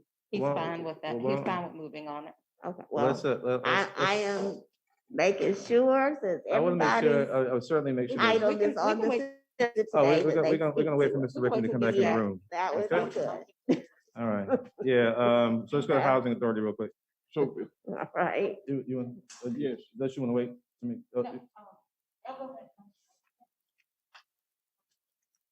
so, Ms. Wilson, Yes, sir. just to make sure, what's up primarily for the CHA, of course, is Mr. Cromartie being reappointed. Yes, sir. And it's within our wherewithal to reappoint Mr. Green. Yes. Can we do that today too? If you would like to. Yes, ma'am. Yes, sir. With the As, exception as, of Cromartie. as long as Ms. Martins doesn't say there's anything wrong. I'm sorry. Yeah, yes, No? yeah, answer yes. It I'm is sorry. fine. Yes, It's sir. fine. All right. Not a If you problem. wanted to. Thank you, ma'am. So, we got, Are we ready to do that? we got Mr. Rickman back, we lost Ms. Devine, so, Tamika's back in the room. She said, let's rock and roll on Housing Authority.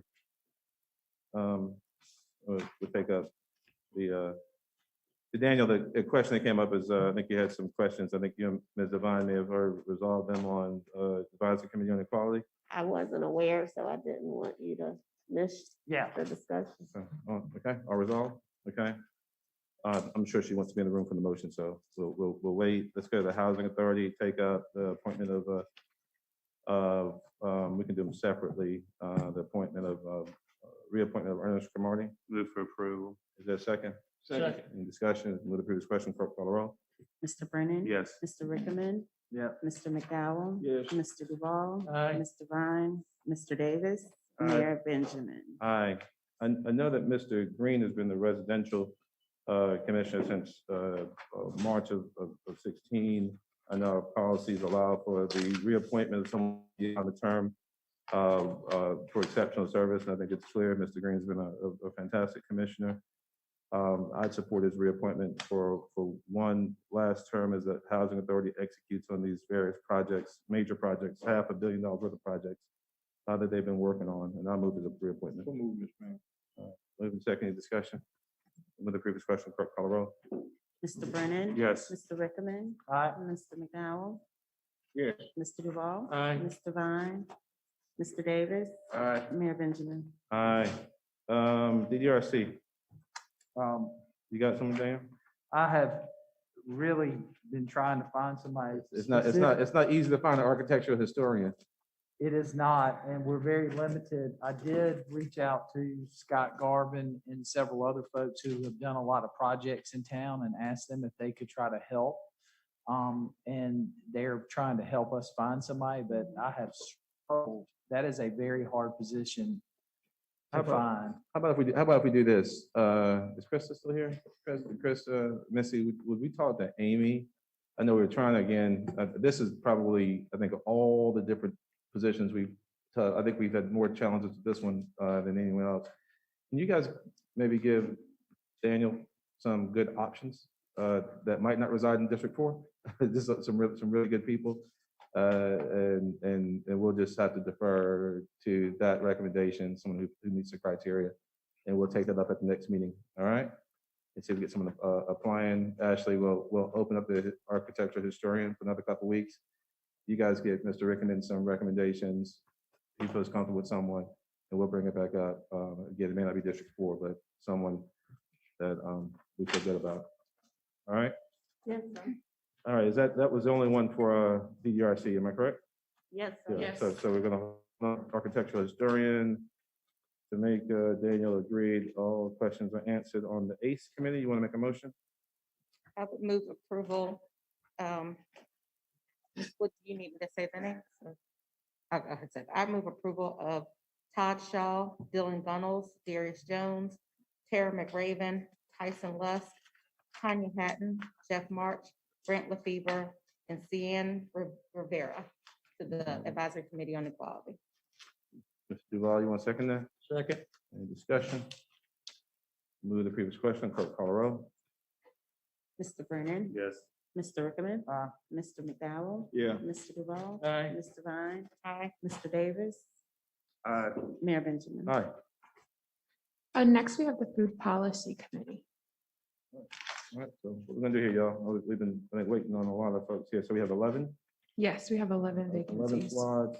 The current committee has, because we took forward 3 of them last time. Was it You took 3? forward 2 reappointments of Two Tracy reappointments. Dixon and Ashley Page.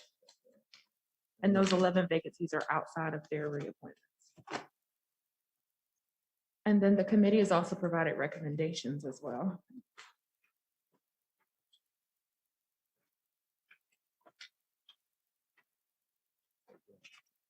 Counting. How many do you have here? 19, Are we gonna try and get 19? Yeah, 19 applicants. 19 for 11 slots. A lot of really good people with some incredibly relevant experience.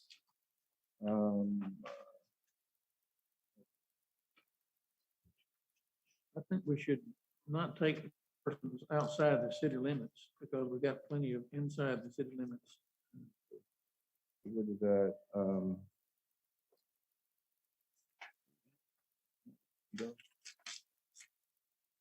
Got some good applicants from outside.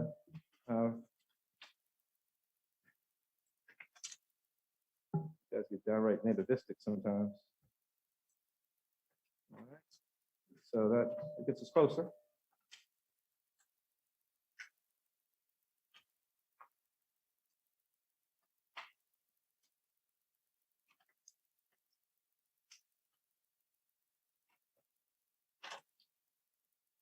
I think we certainly ought to appoint the person whose name is Yummy to the Food Service Committee. I think there's at least one applicant who shows up as 4, but I think that's a Forest Acres address.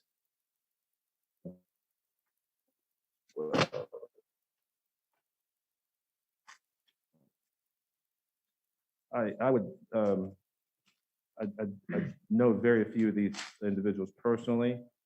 I would say, I'll go ahead and lift up a few, just because of their relevant experience. I think we should take a serious look at. And I'd say Mr. King, who is the diabetes-free South Carolina coordinator at Blue Cross Blue Shield. Certainly would be an asset.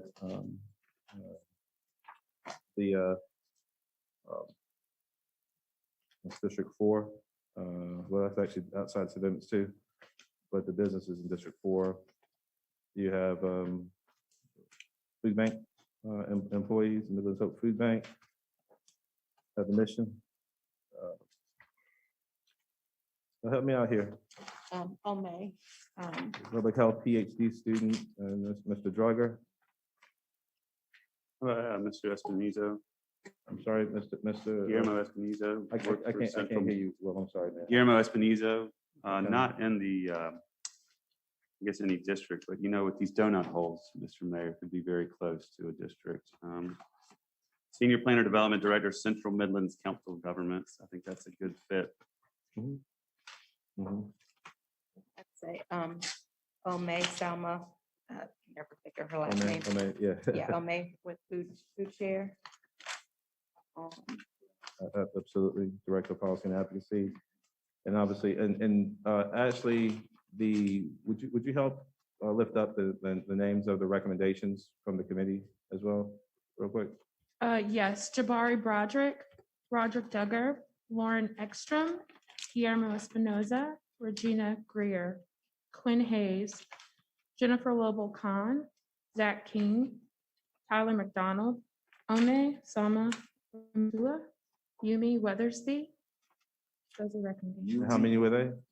14? 1, 2, How many recommendations? 7, 9, 11. That's 11. That's the. Take their recommendation. And mind you, those recommendations are without regard to geography. So these folks have been grinding. You remember how much we went through this to get this established. They've been working hard. I trust their judgment. I move acceptance of the recommendations from the committee. Second. Second, any discussion? Move the previous question. I'm sorry, Mr. Rickman. I apologize. Yeah, I wanted to add, I think if we could at some point try to find a specific position, maybe with somebody with some HUD experience, because I know that we have the ability to leverage loans to help build grocery stores. Houston and several other cities have used this to combat food deserts. And so I think we ought to try to make sure we can find somebody who has thing, and it may be a staff person that we want to have join it and look, but I think we ought to try to have every option available to the committee as they try to move forward and help us deal with the issues at hand. Let's maybe make that a very specific directive to them that we want them to take a look at these opportunities. All right, any other comments? If none, move the previous discussion. Clerk call the roll. Mr. Brennan. Yes. Mr. Rickman. Aye. Mr. McDowell. Mr. Duval. Aye. Mr. Vine. Aye. Mr. Davis. Aye. Mayor Benjamin. Aye. Penny. All right. So they have 2 vacancies and 3 applicants, but the first applicant, well, I talked with the chair or the director of Transportation Penny Oversight Committee, and we discussed the applicants, but I think they recommended the first after some discussion. I'm sorry, I didn't. Oh, I'm sorry. A recommendation that came forth concerning the applicants for the Transportation Penny Oversight was the first name on your list when discussing the applicants with accepting. Connor Parker. Mhm. We've got two inside the city limits. Two appointments. You know, and there's been a whole lot of changes and machinations and legal issues and everything else. I wouldn't mind if we could hold off on this for one meeting, open up. We got one good person there in Lee Mashburn now. We need someone, more folks like Lee, quite frankly, who understand business, understand consulting, construction rather, and can advocate. I'd love to get some folks with some focus on multimodal transportation. Okay. Obviously, many of you remember when the penny was conceived, there was a whole lot more walk bike in there that didn't seem to make it to the end of the day post referendum. I would love to have someone there on the committee who can advocate for the city's position on those issues, and maybe if we could all come up with a few names for the next meeting to submit. I'd love to get some, and some of these folks may actually fit that bill. Yes, sir. I don't know that. Not clear. So let's plan to open back up Yes. and have it on the next council meeting. So I'm not sure if that's 7 days, 10 days, whatever the limit is. But we'll plan to act on them. Post haste. Okay, perfect. Thank you. We make your job easy today? Yes. All right, good deal. Thank you. Appreciate that. Yes, ma'am. Moving into a period of city council committee referrals and reports. I would like to take up, Mr. Mayor, when you all finish the November meeting schedule. Okay, yes, ma'am. Yes, ma'am. All right, Mr. McDowell. I move referral, Mr. Mayor, to administrative committee. The discussion regarding the prospective appointment of a chief health officer. All right, all right. I'll second the motion to send to committee. Any discussion? Move the previous question, clerk call the roll. Mr. Brennan. Yes. Mr. Rickman. Aye. Mr. McDowell. Yes. Mr. Duval. Aye. Mr. Vine. Aye. Mr. Davis. Aye. Mayor Benjamin. Aye. Thank you. Any other reports or referrals? Mr. Duval. Mr. Mayor, I want to inform the council that Bud Ferrillo has asked that we look at reconstituting the Memorial Park committee. It was formed, I think, about 30 years ago, but never has had a structure to it. And the members of the committee, some of them are now deceased, and he wants to reinvigorate the committee and get it properly functioning. And the legal staff is working on it right now. Okay, awesome, awesome. Thank you. Mr. Mayor, Yes, sir, Mr. I have a question for Mr. staff. Brennan, please. Ms. Wilson. Yes, sir. You know, a lot of the topics we've talked about today would benefit the leverage of federal, state, nonprofit funding that's out there floating around. Can you give us a quick update on where we are with our full-time grant writer position? That we can maybe take some action on pursuing these funding outlets? Yes, sir. Well, we have it posted. We were not seeing the breadth of applicants, but maybe not the breadth of what we were looking for, so we reposted it. I do think we're at a point now to take and have interviews, so it is moving forward. Wonderful. Yes, sir. And I would say though that, you know, we absolutely, I think I brought the first professional grant writer to the city many years ago, and to have her has been to our benefit. We lost her to the university, unfortunately, but we still partner with her a lot. So we have, I think even at your suggestion, Mr. Brennan reached out to her to, you know, help us look for some good applicants. But I will say too, notwithstanding that, because we have to get that person hired, we're also utilizing it within the different departments particularly with Parks and Recreation. ACM Simons Wonderful. hired a grants writer specific for the Parks and Recreation's efforts with the foundation. And that is proving to be really successful. So we're trying to, and certain departments, definitely police and fire, they're always applying for grants as well. So we're working on that Wonderful. post haste. Yes, Well, sir. good. Appreciate it. Thank you. Any other referrals or reports? Seeing none, Madam Clerk, do we have anyone signed up Bless you. or anyone who signed up online?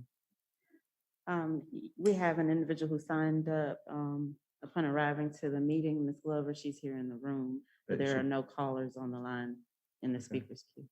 So we do have someone who's in the room or is not in the room? In the Signed room. up, Miss- signed up here but is not in the room? Okay. Ms. Glover is here and she would like to speak. Oh, Ms. Lavita? Okay. Thank you. Hey. Short and sweet. I've never, you're always sweet. I've never heard you be short. Thank you very much, my mayor. You know we love you. Here's a theme for you for next year. Since sitting here, I came up with this, and it's City of the First. So think about that when you go. But I want to say greetings, council. Those of you that don't know me, I am Ovita Glover, and I'm wearing 3 masks. And I brought one right there, but I need to get it if I can real quick.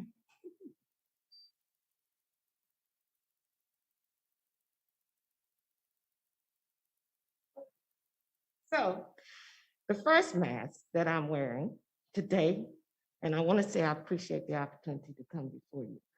I'm not fussing. This is a day of thank yous. I am representing the family. This is the color, neutral color, and friends and foes, saying thank you for taking the unprecedented stance and making the decisions to mandate mask wearing in our schools in the effort to save our youth, our future. To the Attorney General, sit down somewhere. Council, continue to stand for your rights. Right, R-I-G-H-T. Being responsible, making intelligent decisions, governing for a healthy tomorrow, meaning save our youth and communities. Mask 2, as I change it, I represent Funds Incorporated, the organization that sponsors the annual statewide Black History Parade and Festival, which is an effort to educate our communities about our history. The City of Columbia, Parks and Recreations have assisted with this effort for many years, since 2004. And we wanted council to hear and see us say, thank you. Thank you for your continuous support. And we shall see you in February. Mask 3. I stand as president representing the Columbia branch NAACP to inform you that the membership of the branch wholeheartedly stand with the city, council, and Richland County mask mandate. Let the records reflect that we have your backs. We are demanding the government master make mask ban be lifted and that he does the efforts of saving lives of our youth and our communities by replacing the mask mandate. We are encouraging everyone to continue to wear masks and get vaccinated.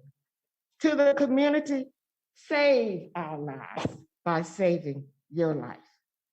In February, the Columbia branch, NAACP, we launched a housing navigator program, an effort to guide or assist those community members that are facing the evictions from their homes. We have people that are going to be put out that have been in their homes all their lives.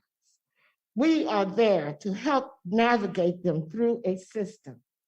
The system that we project, as they call in, we will take information on that person. We have partnered with over 40 lawyers, South Carolina Appleseed, and some other entities with monies that people can receive. We encourage those of you that are hearing my voice at this time to please tell anyone that may be facing eviction, y'all hear me? That they have a person that can assist them, an organization. And what we will do is just navigate them. We stay there. If you call in, if you're crying, we have that customer service ready for you, just to calm you down and get you where you need to go as well.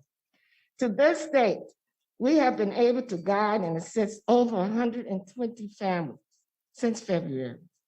Council, you stepped up with support for this effort. Again, we say thank you.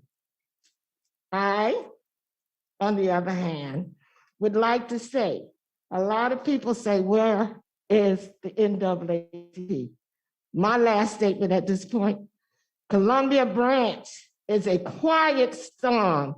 When you look up, we up on it, doggone it. Thank you very much. Thank you, Ms. Glover. Always full of energy, with a smile, doing the right thing. I knew you had no choice. You come from a line of civil rights leaders, Reverend Glover to Reverend Wright, and you've been doing this since you were in elementary school. And we thank you for your continued leadership. Thank you so much. Thank you so much. Madam Clerk, no one else has signed up to speak? All right, Mr. Duval, you got a motion? Mr. Mayor. I apologize. Yes, Mr. Mayor, just an announcement before we go into executive session. On this coming Saturday from 12 until 3, I've issued a challenge to County Council person Derek Pugh to stuff the bus, school supplies. I've already declared that the city is going to win this. Amen. Amen. We're going to win this. Thank you. Thank you, Brother Stroman. 12 to 3 o'clock, Page Ellington Park. Please come out and show your support, not only for this effort, but primarily for our children. We've already designated the schools that these gifts are going to be given to. We have computers that have been given to us. So please, 12 to 3, Page Ellington Park. We have a bus that is so designated city and county. With the city, we may have to bring in another bus for the city. So please, please give us your support. We certainly appreciate it. Thank you. Absolutely. Thank you, Mr. McDowell. You got 2 Omegas doing that. You need a Kappa or Alpha to help lead the whole effort. Make sure it gets done right. Patrick might volunteer. I don't know. We'll figure it out. Mr. Duval. Mr. Mayor. I'm sorry. Yes, ma'am. May I discuss the November meeting schedule just very briefly with you all? Yes. As rightfully, I think, and appropriately advised by our clerk, we are anticipating that there will possibly be a runoff election on November 16th. And you all are already scheduled to meet at 2 p.m. on that day. So we are suggesting, or I'm suggesting that council consider meeting on November 9th instead. The proposed schedule would be November 2nd, election day, November 9th, a council meeting and zoning public hearing at 2:00 p.m. November 16th, runoff election day, and November 25th would be Thanksgiving Day. I'm sorry. You propose, I'm sorry, say that one more time? We're proposing that moving your November 16th meeting to November 9th in anticipation of November 16th being a runoff election. But, okay, and November 2nd not happening. November 2nd is election day. Yes, exactly. So we're not having, okay, No, okay. Election day. I thought you were saying we're gonna meet on election day. I apologize. No, right now you're meeting on what we would, It'd be a runoff, we potential think will runoff day. probably be a runoff Okay, election on that day. so now we're talking about meeting on the 9th. Yes, sir. That's fine. We go ahead and make that, I'll make that a motion. Is there a second? Second. All right, discussion. Move the previous question, clerk call the roll. Mr. Brennan. Yes. Mr. Rickman. Aye. Mr. McDowell. Yes. Mr. Duval. Aye. Mr. Vine. Aye. Mr. Davis. Aye. Mayor Benjamin. Aye. Thank you. Thank you. All right, Can I go now? please. Mr. Mayor, I move we go into executive session for receipt of legal advice related to matters covered by attorney-client privilege pursuant to SC Code 30-4-70A2, COVID-19, Phillip Street franchise agreement, gun crime legislation, Monticello Road, SCDOT pavement improvement plan, discussion of matters related to proposed location or expansion of services to encourage location or expansion of industries or other businesses in the area served by the public body pursuant to 30-4-70A2, Beer Keller and Graffit, discussion of negotiations and proposed contractual arrangement pursuant to 30-4-70A2, legislative affairs and deed restrictions for 1001 Senate Street. All right, so second. Second, any discussion with the previous question, clerk call the roll. Mr. Brennan. Yes. Mr. Rickman. Aye. Mr. McDowell. Yes. Mr. Duval. Aye. Mr. Vine. Mr. Davis. Aye. Mayor Benjamin. Aye.